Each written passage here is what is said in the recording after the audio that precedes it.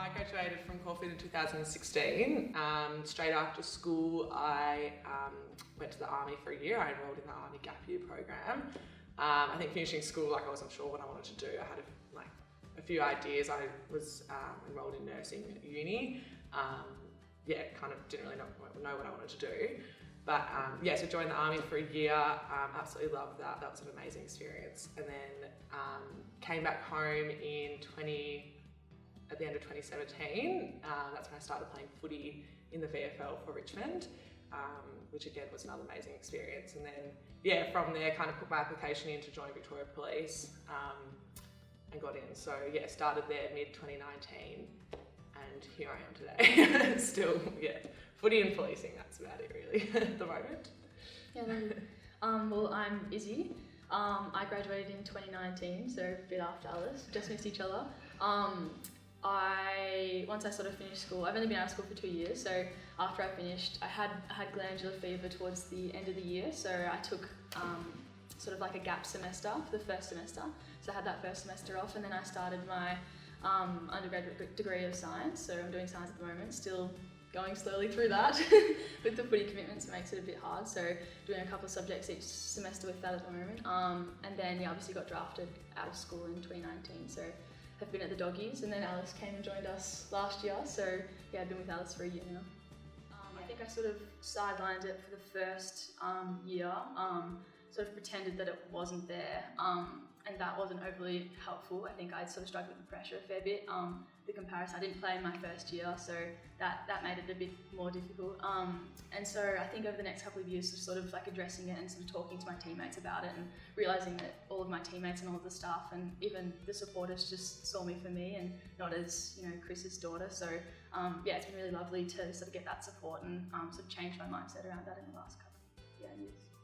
I think that personally I'm a very active person, and I think that during school I always gravitated towards sport and that kind of element, not so much the classroom academic side of things. So I think that once I finished school I was kind of do I actually want to go to uni? Not really. Or do I want to go to the army and do that more of an active lifestyle, something that I'd never get the opportunity to do. So I suppose it just suited my personality and where I wanted to be at the time.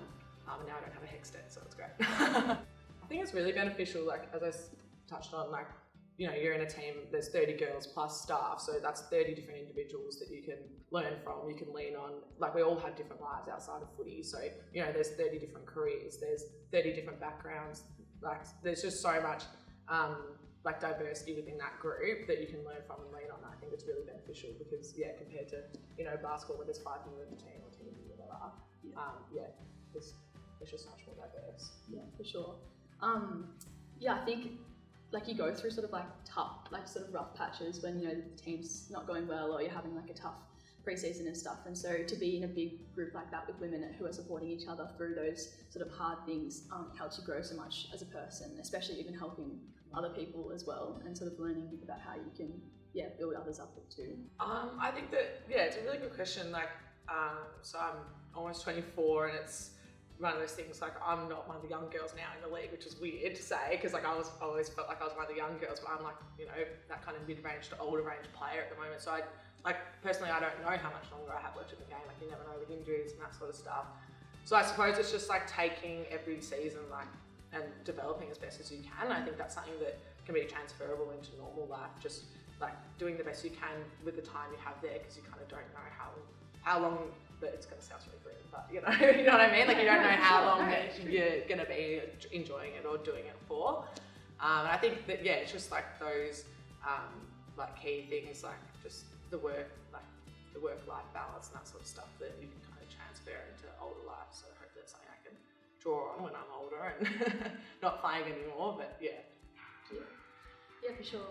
I think sort of less in a footy sense, more in a personal development sense. I think footy's made me realise that it's so important to just be unapologetically yourself, and if people don't accept you for that, then they're not the people for you. And I think that's something that I've really felt supported with at footy, and feel I'm not going to settle for the lack of support in other areas in life. And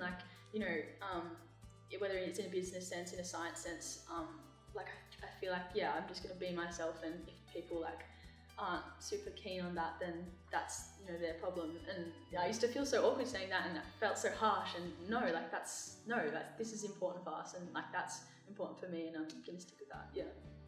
I think even in the last couple of months, I've realised that there's always a reason why it's too hard. It's too hard to let this woman do this. It's too hard to pay you guys more. It's too hard to do this. Don't take that as an answer. Don't take no for an answer, and keep pushing, because it's never too hard. There's always a way. There's always a way around it, and we need to rally together and show everyone, men and women, that there's a possibility here. There's a pathway here, and we can open that door. Yeah, like I think that, it's just like pushing for what you believe is right, and what you believe that women and everyone deserve. I suppose it's creating that environment that you feel comfortable in, and thriving to be the best that you can in that environment. And as we touched on before, like, yes, we can be grateful for what we have, but